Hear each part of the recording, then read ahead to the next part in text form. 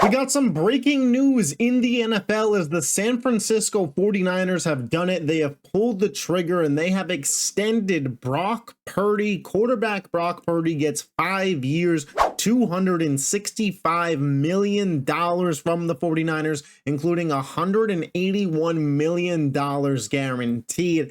This is an annual average salary of just about $53 million per year.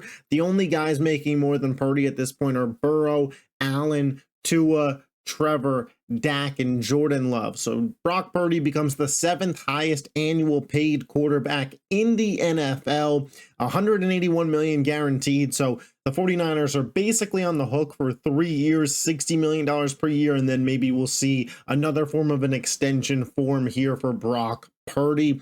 We got a lot of analysis to get into and whether or not I believe that this contract is worthy of something of, Brock Purdy's worthy of this contract if the 49ers are going to regret it. But I want to start by talking about just kind of the human aspect of this. I think that this is fantastic for Purdy. You have to think some 3-4 years ago, Brock Purdy was finishing up his last year at college and was unsure if he was even going to hear his name called at the NFL draft. This is a guy who at high school level was obviously a good football player, made it to play Division I college football, but probably didn't think the NFL was definitively in his future. Plays at Iowa State, has a good career there, but again, when it comes to the NFL draft, not sure if he's even going to be drafted, make a roster, and if he is, he's probably hoping to be a backup and maybe one day eventually get his opportunity. And then with the last pick of the NFL draft, the San Francisco 49ers select Brock Purdy. But they had just drafted Trey Lance, number 3 overall pick, willing to make him the franchise. And very quickly, it became apparent to Kyle Shanahan, the 49ers, that this guy could play. This guy could be their starter. This guy was better than Trey Lance. And they rolled with it. And Brock Purdy delivered. In his second year, took the San Francisco 49ers to a Super Bowl appearance. Last year, not so great, but injuries plagued the team. Point being, this kid absolutely achieved his dream. Became a starting NFL quarterback, and in his second year made a Super Bowl. And now went from the last pick of the draft, making not a lot of money in terms of NFL standards, to a $265 million contract with $181 million guaranteed. Whether you think he's a good quarterback, whether you think he's overrated, underrated, overhated, whatever your opinion on Brock Purdy, the player is, for Brock Purdy, the person, this is absolutely fantastic. And you can't be happier for a person.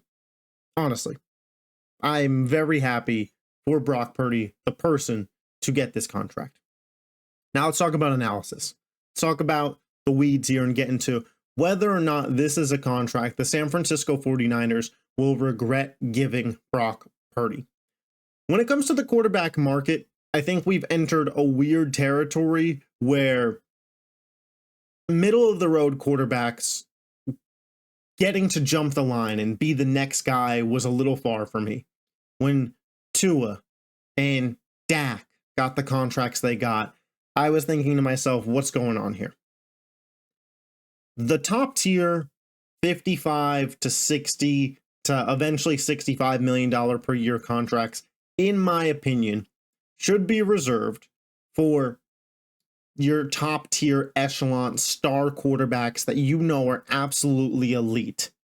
Your Mahomes, your Allen, your Burrow, your Lamar, your Jalen Hurts, your CJ Stroud, your Justin Herbert.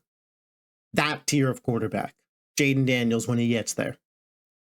And then there's another tier. If the right pieces are around him, I think he could lead us on a Super Bowl run tier. And that's the tier that Brock Purdy's in.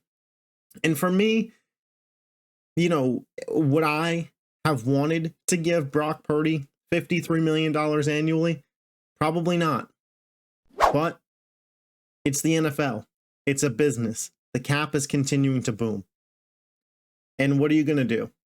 Let him walk and not have a QB?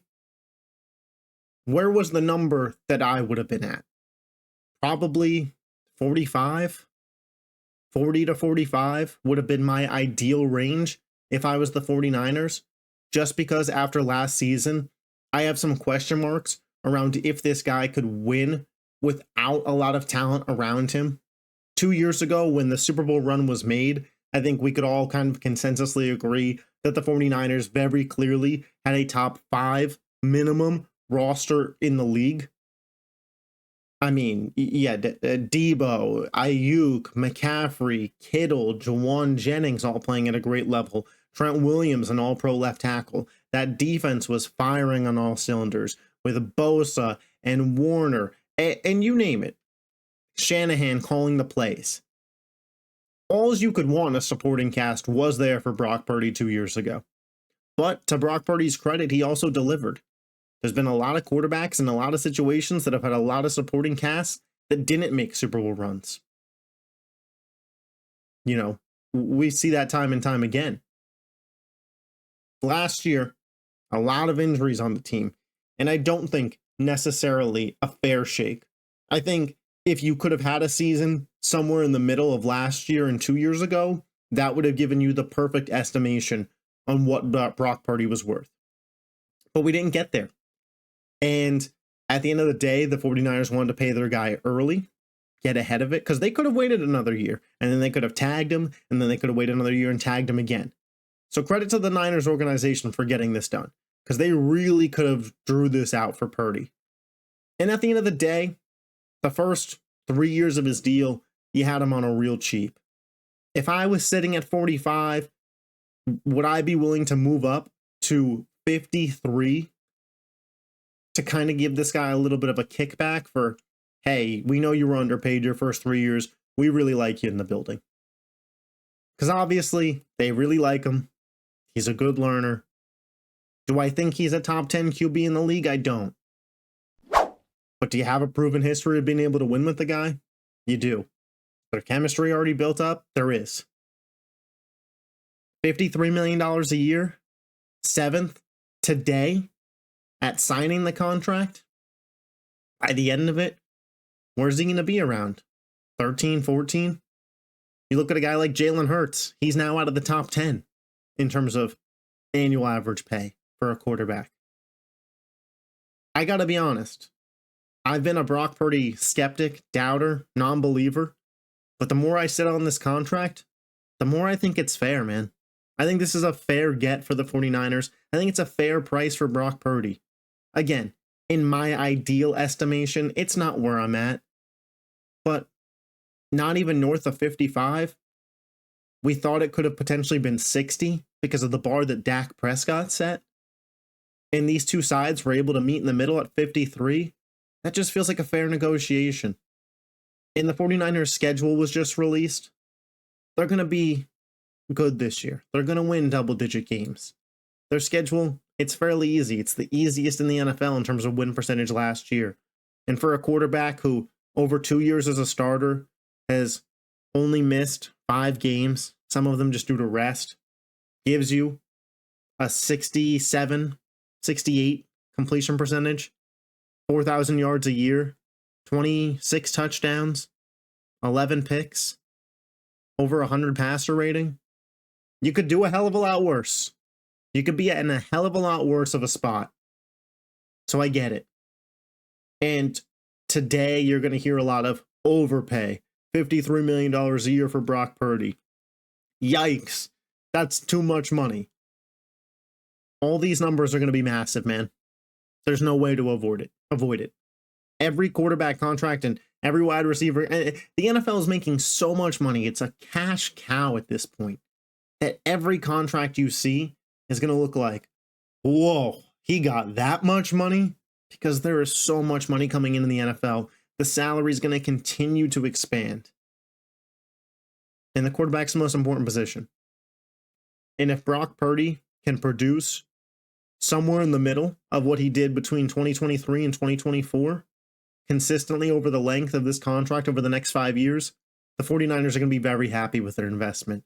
If over the next 5 years they average 10 to 11 wins, Brock Purdy is throwing for 4,000 yards and 25 plus touchdowns. They'd love it, ideally, to be closer to that 30 mark it was in 2023. they'll be very, very happy, and they'll be a competitive team. You got Ayuk locked up, you got Kittle locked up, you got McCaffrey locked up, you got Purdy locked up, Pearsall's on the rookie deal. The offensive picture is clear, and Shanahan clearly loves the guy. He clearly produces for him.